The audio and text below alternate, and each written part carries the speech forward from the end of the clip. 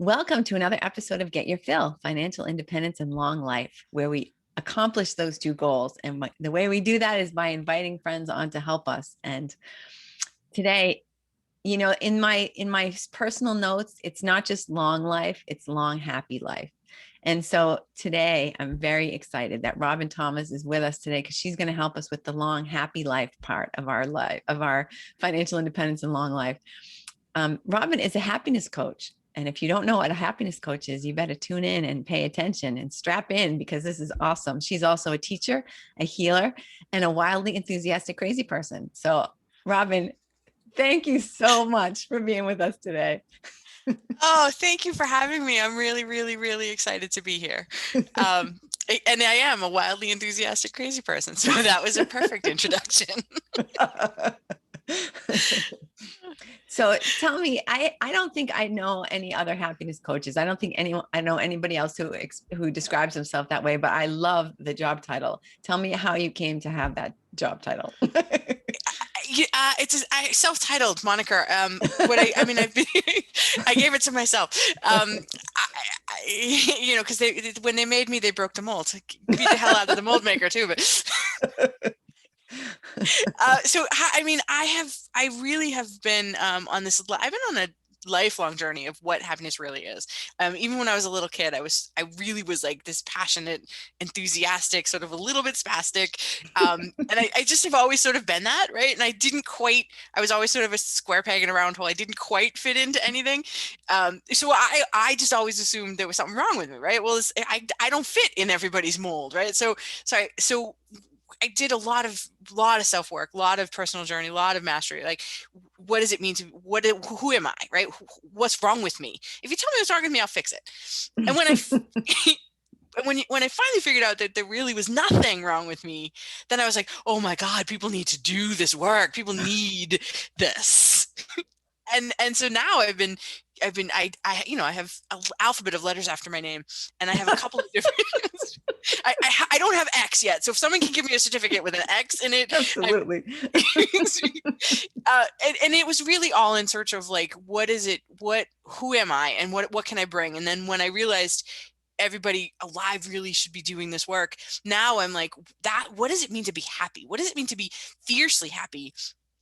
And how do we choose that for ourselves? Like, life is always happening, and how do we choose it? So that's like, I got a positive psychology coaching degree, and I have a certificate from Yale's wellness to the happiness, so it's science of happiness. And so I just started teaching the science of happiness, and it's sort of, now it's become its own thing. Now it's really fun. It's really fun to be diving into what does it mean to be happy, especially now. What does it mean to be happy? So what does it mean? Like in summary, like in 3 words. In 3 words, I think it means choosing to look at life as a gift, that everything that happens is happening for you. Everything that's ever happened has only ever happened for you in service of your growth. And if you can look at it that way, then you can sort of, when things come up, you're like, okay, what is this here to teach me? What am I here to learn from it? And it's like, happiness is an inside job. It's an inside job, and we choose it every day. Or the opposite. Exactly, right? It's the same amount of effort to choose to be happy or to choose to be miserable. Exactly. Wow. That is so powerful, Robin. I'm really psyched that we're talking today, because I know that, like you say, right now, a lot of people are choosing to spend their day watching the news. And, this is a great example. I had breakfast with my parents yesterday, and everybody was talking about, Miami and Asian violence. And I'm like, oh, wow, what's going on? Because I don't watch television. So I'm like, yeah, that sounds good. So I'm like, so how are your pancakes? And pancakes make everything better. Right? It's really impossible to not be happy when there are pancakes involved. Forget Miami and let's head to the pancakes. Exactly. Did we get the crust brown enough? Like, going to be my only cause for concern today. I feel you. I totally feel you. Right? And there's so much that if you just listen to I try to not, it makes my blood boil when I listen to the news or I hear stuff that's going on and crazy. And I just have to, you're right. I have to sort of tune it out a little bit. And I'm like, okay, what am I going to do right now in this moment to bring myself back into my center? Because there's so much out there that if we let it, it will drown us. Right. But we could look at it like we have to go all the way to Miami to find a bad story because everything around here is awesome. Exactly. Exactly.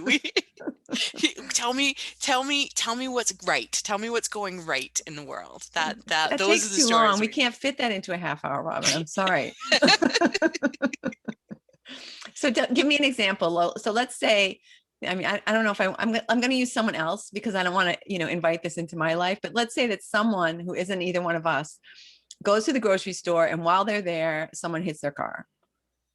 So how do they come out there and they instantly want to come out of happiness and go towards something else. So how can you get your brain around that and see that as something that's not going to ruin your whole day?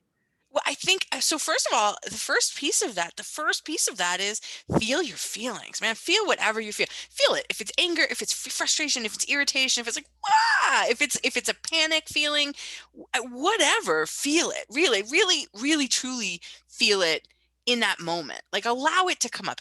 Emotions are just energy in motion, right? So if you allow that feeling to come up and you can sort of maybe have compassion for whatever part of you is feeling that feeling, but don't dwell there. Let it come up, feel that feeling, and then allow it to just be another piece of data. Okay, so what do I need to learn in this moment? What is this here to teach me? What am I here to learn from this? Why is this coming up right now at this moment?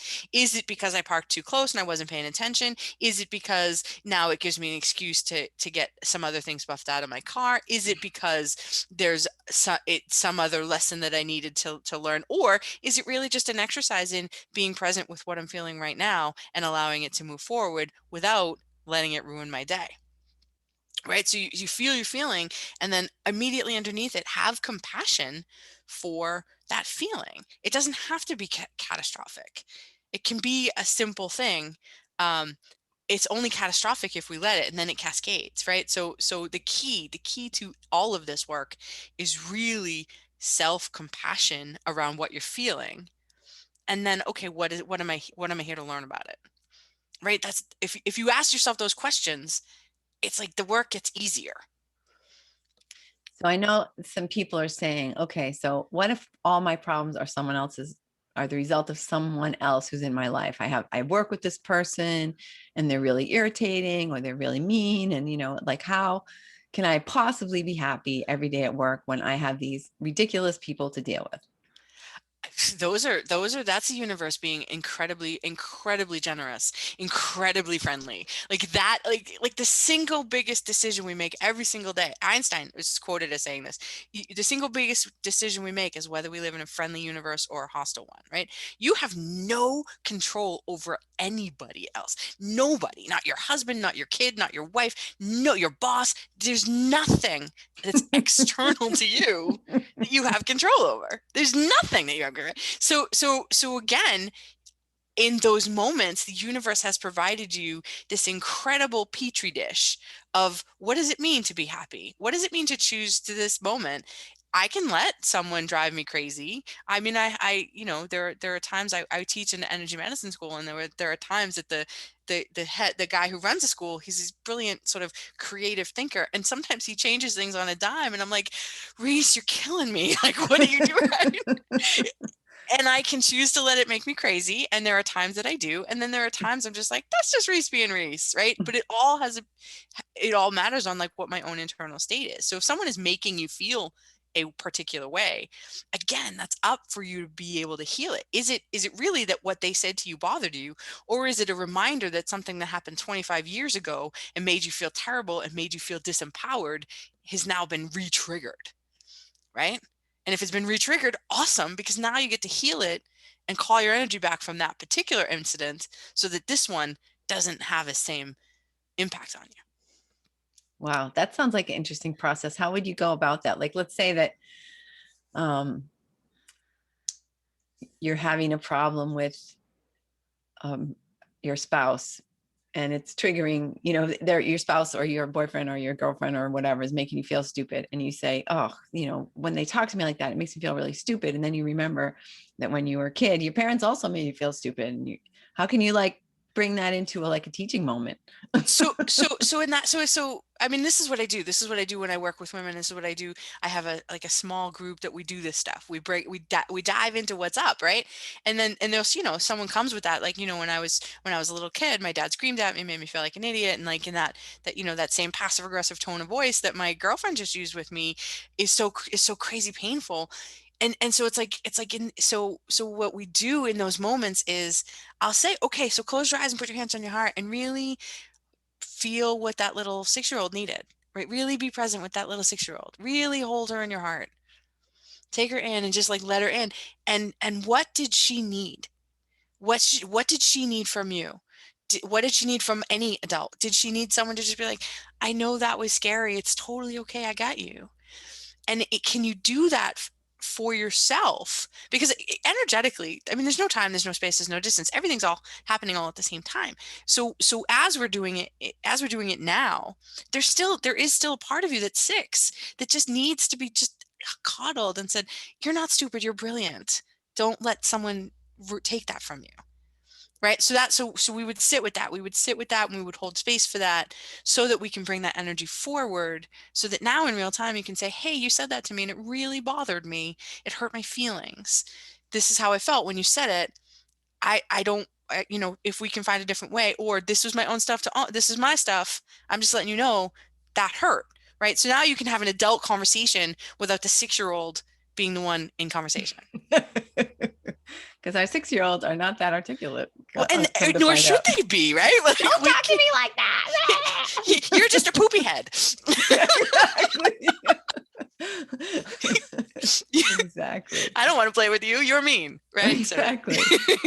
So, so many of us though have so much, I guess I have to call it baggage, right? Because we don't think I have to tell you, Robin, I have not had a podcast where if I'm interviewing a woman that she hasn't been like, oh, is my makeup okay? I don't have my lipstick on. I mean, guys don't do that, but that's a whole nother thing. But, we're taught that we aren't enough. We're not pretty enough. We're not nice enough. We're not smart enough. We don't have enough money. How do you get over that tape that's playing in your head 24/7? So this is why I love working with women specifically, right? Like women have a power that is inherent and it has been shunted aside for millennia, right? But we have an innate ability to be empathic, to be emotional, to feel really deeply, to really connect. And those are superpowers. That's why women, especially right now, are required, it's needed. Everybody needs to learn how to sort of feel again. We got so addicted to being busy and so addicted to anything external. It's like just giving ourselves permission to be who we are. Yes, we all have baggage because a society tells us we're not enough, right? Right. So it really is about changing that. That is really about how the language that we use to talk to ourselves. A lot of my work just innately, inherently sort of includes some inner child stuff. In one of my classes that I do, I actually have them take a baby picture of them, a little picture, when they're little. And I say to this baby, say to this little kid, the things you say to yourself every day. You'd be arrested if you talk to that child that way. It's true. It's right? True. That's child abuse. Family services, DCFF would be completely, we would, right? And so really it's about reprogramming the dialogue. It's really when you catch yourselves in those moments of am I not good enough? What do I look like? What's my, when you can catch yourself and you can stop it, again, you can sort of reprogram and repattern. But it's like anything, it's like a muscle. If you go to the gym, you have to flex the muscle over and over and over and over again until it becomes muscle memory. And this is the same process because it's generational of women's power wasn't accepted, wasn't okay, wasn't as good. And now it's like now it's needed because now the whole world has gone to, like, we need people to be emoting and having empathy for each other and having the ability to connect. And that's what women do innately. We know it in our bones. And that's the story that we're going to be telling more and more and more. Guys need to, we need, it's like guys, women, transgender, it doesn't matter. It's the feminine principle that we're sort of rebirthing. Yeah. Tapping into that. Yeah, Yeah. exactly. Exactly. And isn't that the age of Aquarius is like, was supposed to do all that for us. Absolutely. And this is the beginning, man. We are at the beginning of a journey. And I don't know how many of us are actually going to actually get to see the end of that, right? This is the beginnings of it. This is this whole past year was like the birthing process. It was like we were in the birth canal, kind of, right? It was painful. It was excruciating. But it's like, yes, we're coming into that age more and more and more. And people are more and more and more waking up to there's more. There's a collective. There's a consciousness now. Do you feel that way, that people are, especially women, are there looking at their lives and saying, I want more, I deserve more? Absolutely. Is what else is here? There's got to be something. People who have like checked off the boxes, they've done what they were supposed to, and they're still like, what's missing, right? And the piece is missing is you. The piece is missing is having 100% love affair with yourself, right? When you're in love with someone, like you like everything they do, you just want to, like, oh my God, like it's adorable, and you sometimes you just want to kiss their forehead and be like, oh my God, I love that you just did that silly little thing. Yeah. So that's what we need to do with ourselves, is just kind of say, oh, yeah. is there sort of a, I don't know, like a mantra or a kind of a,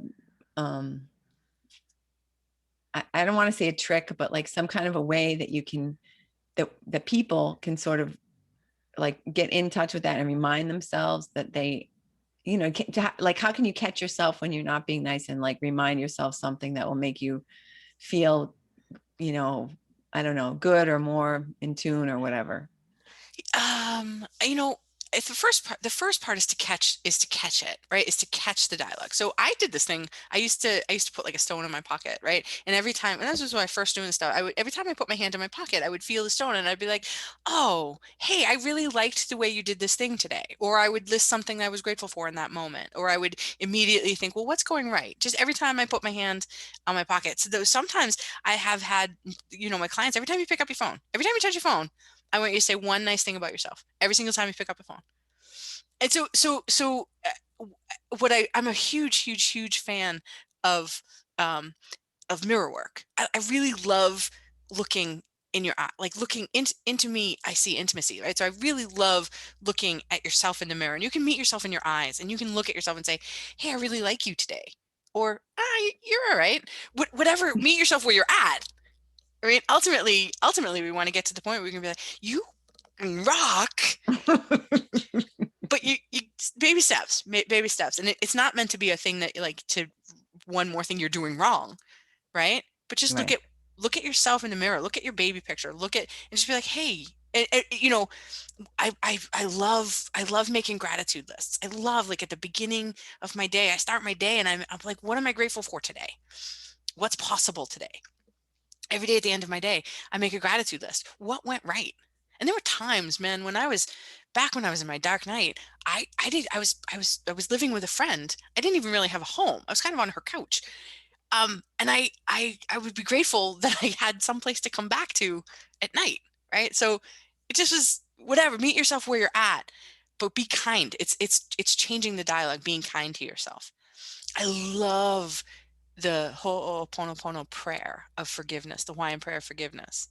It's 4 simple statements, and that's a real easy way to access compassion for yourself, Tell me, right? I'm not familiar with that. Will you tell me what it is? So yeah, so it's 4 statements, and it's a prayer of forgiveness where you're kind of taking ownership for everything, not everything that's wrong in the world, but you're taking ownership for your part in it. So I'm sorry. And I look at myself in the eyes. I'm sorry. Please forgive me. I'm sorry. Please forgive me. I love you. Thank you. 4 simple statements, but they have deep, powerful work, deep, powerful impact. Wow, interesting. Yeah. So you talked about, starting your day with a gratitude list. Are there things that we should be doing sort of every morning and just sort of set our day on the right track? I have to be, I'm really hesitant around the word should. How about must? Yeah. I would encourage you or invite you or like ask you, would you be interested in this? But like when there's a should attached to it, now it's a rule, now it's a vow, now it's like I should do this, right? But I mean, really, truly, if you can start your day every morning with just a gratitude, just like what's right, what's going right. If you make a list of the 5 things that are going right in your world, and you do that every day for 30 days, 40 days, that will change. That will literally change your world. If you did nothing else but that every morning, yeah, Yeah, it's powerful. And absolutely. I mean, you can start, right? Oh, I woke up. Awesome. Right, exactly. I am alive today. It's amazing. I'm alive. I'm glad I don't have the dog to feed this morning. I don't even have a dog. Whatever, it doesn't matter. Find something to be grateful for at this moment.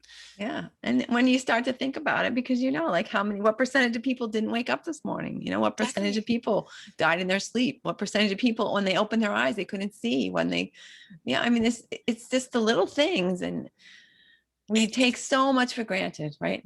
No matter 100%. where we are and what we have, we just take it all for granted. Exactly. I'm grateful I have clean running water. I'm grateful I can turn the light on and not have to worry about it. I'm really grateful to have a warm, comfy bed, whatever, right? Exactly. I'm grateful for my family. I'm grateful for friends. I'm grateful for, being right. These 500, more than 500,000 people don't get the chance to be here right now this year. Right. Right. So Yeah. I'm grateful for that every day. I had COVID, right? I was one of the lucky ones. Did you? Yeah. Yeah. So yeah, And no, now I here you think are, all happy, healthy.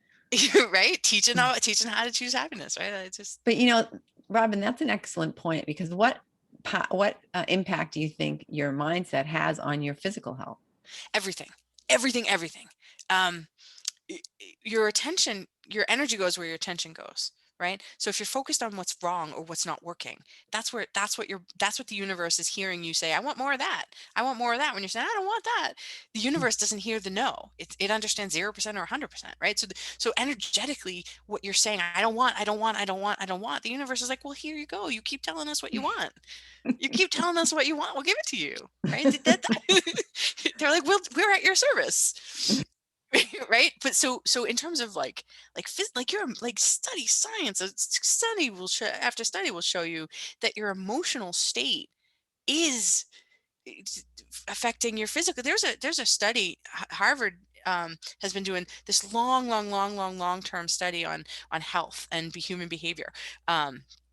It started in the 30s with seniors that were graduating from Harvard, and it's continued for 70 odd years. And the single biggest predictor of physical health in your 80s is the relationships and your mental health in your 50s.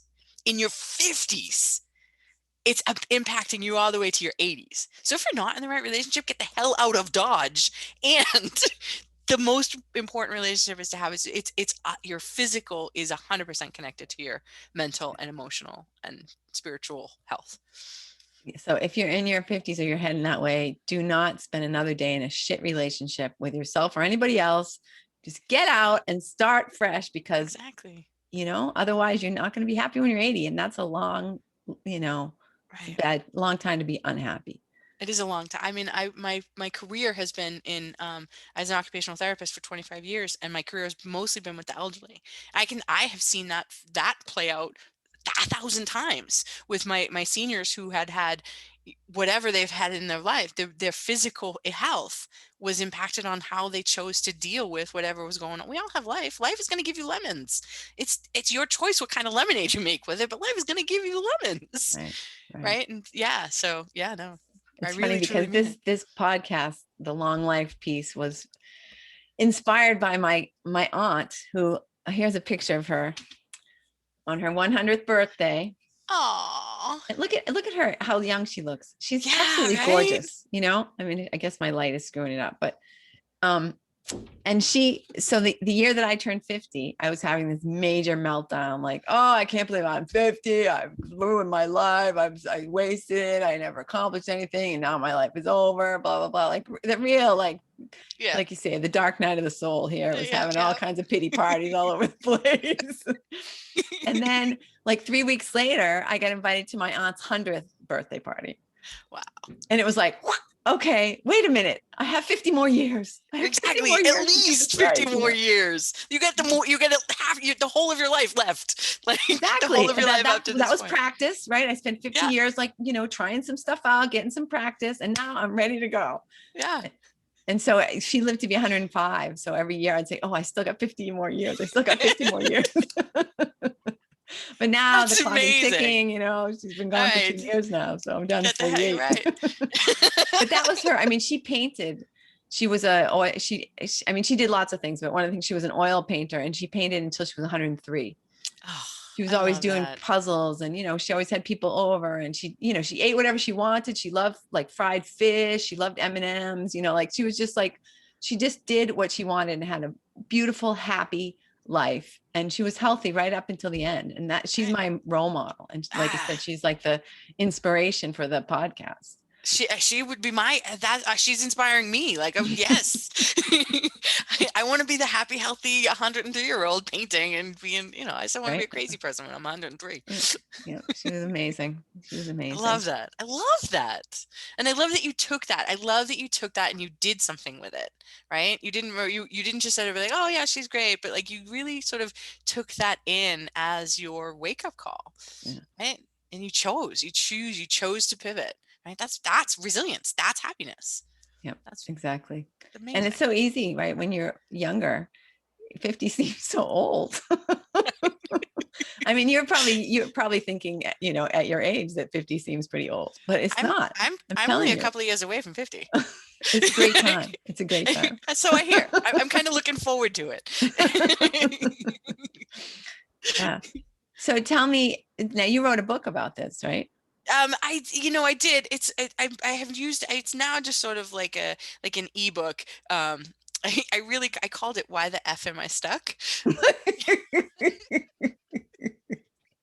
Because I did this work for years and years and years, and I felt like I wasn't getting any traction, and I'd be like, why the F am I still stuck? It's irreverent and funny and sarcastic. I told it through the story of me and how I got my heart shattered, and how that was the best thing that ever happened to me, and what I chose to do with it after that. So it's really a hints and tips and tricks of all the things I do or did or still do to sort of keep myself going when my knees hit the floor, when I was like, well, there was nothing left except me, so I had to be enough. And if I was predicated on that decision, I was enough, what would I do? Right. And so it's the book of like, don't do what I did, do it the easy way, because while the hard way is just as good, it's, takes longer. Exactly. But it's true, right? What do they say? When you hit bottom, it's a nice firm place to build your new house or your new foundation. Exactly.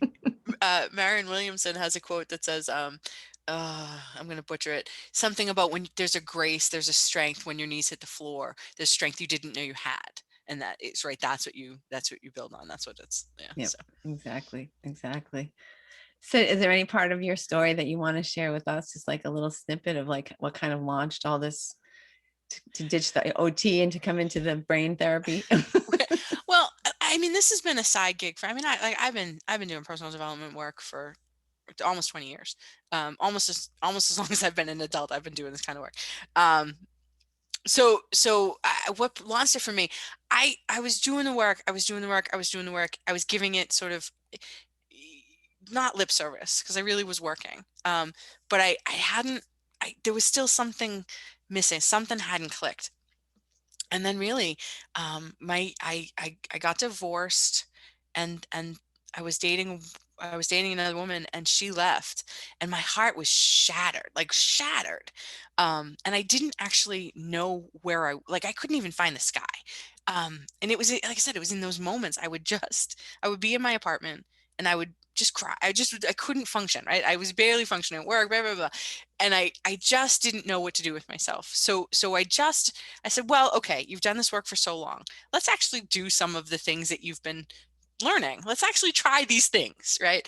And I remember I was working with a healer at the time, and I said, I made this decision. I just cried with her. I was like, and I just made the decision. I said, okay, I'm going to do this. I said, I'm going to try this Ho'oponopono prayer thing. I'm going to try for 30 days. And I couldn't even look myself in the eyes at first. I couldn't even meet myself in my eye. But I committed to doing it, and I had committed to doing it every day. So it would be like, I would get into bed and I'd be like, shit, I forgot to do this prayer. So I would get up. I would really make myself get up and look myself in the eyes every morning. And then it started to take traction. Now I can meet myself in the eyes, and I'd be like, I couldn't quite get to I love you yet, but I was like, yeah, you're all right. Right. So it was 30 days, and then I was like, wow, I feel good. And then 60 days, and I ended up doing it for 90 days straight. And that's really, I really felt then life turned, like really changed for me. I had energy, I had motion, I had momentum going. And that's when I was like, people got to do this. People need to know about this. People have to do this work. That really was the turning point. Awesome. Yeah.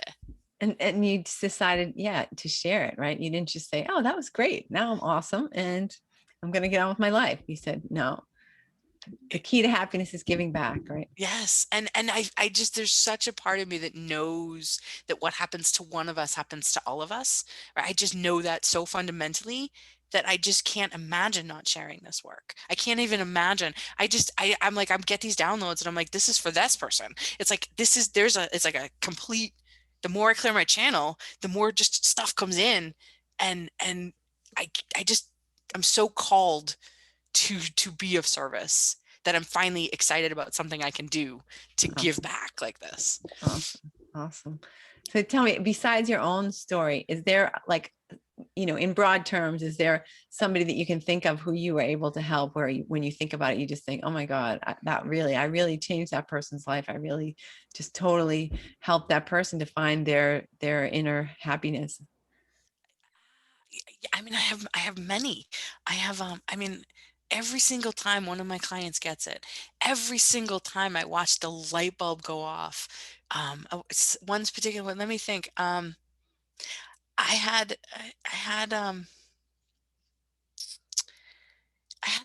my client say to me just recently, she said, the world needs these gifts that I'm bringing them. What am I doing hiding? And I was like, yes. 100% yes.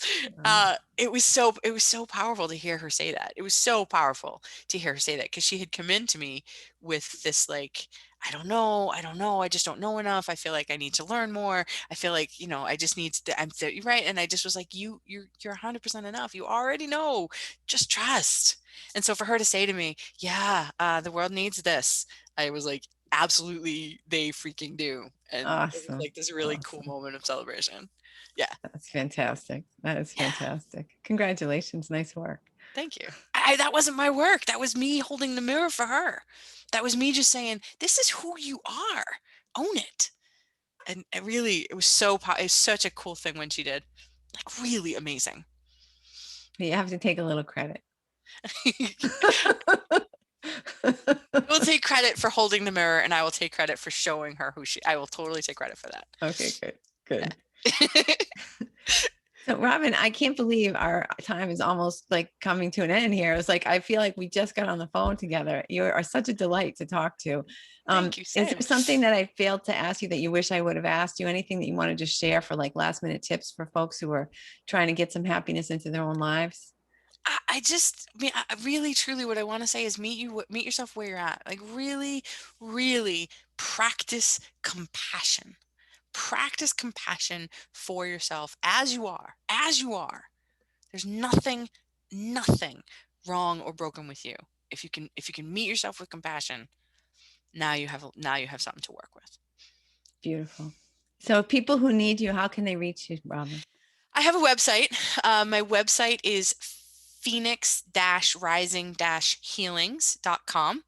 I have a Facebook group called Fierce Happy Women. I have a meetup group on Meetup, also called Fierce Happy Women. Um, I'm teaching on April 1st, next Thursday. I'm teaching a Happiness 101 workshop. It's free. It's open to anybody who wants to. That sounds great. It'll be a very hands-on, dynamic, engaging workshop. If you go to my Meetup group or my Facebook page, it's both listed there. It may be on my website. It may not be on my website. I can't promise it's there, but I know it's in the other two places. And then starting April 15th, I have my Happiness Intensive, which is a 6-week small group. I keep it no more than 8 people, 8 women who are really ready to do a deeper dive. That's my 6-week Happiness Intensive. That really is like I'm ready for this work. We dive in. Fantastic. That is just awesome, Robin. I'm so happy to meet you. I'm so glad that you were able to come on the show. And thank you, listener, for listening. I know that you know somebody out there who needs to be happier, who needs to accept themselves and love themselves more. So please share this episode with them. And also remember that we're trying to reach 50 countries and we're up to 22. So we need your help to share this with somebody in another country. I'm not going to list all the countries, just share it with anybody you know who's outside the US. And the interesting thing is that the new country that got added, which I'm pretty sure is Serbia, they are not the bottom. Like Australia is the bottom. Australia is the lowest number of listeners. So Australia, obviously, got to get your thing going. But absolutely, please share. And yeah, and in the meantime, have a fantastic week because we have some more great, awesome, amazing people for you next week. And in the meantime, enjoy.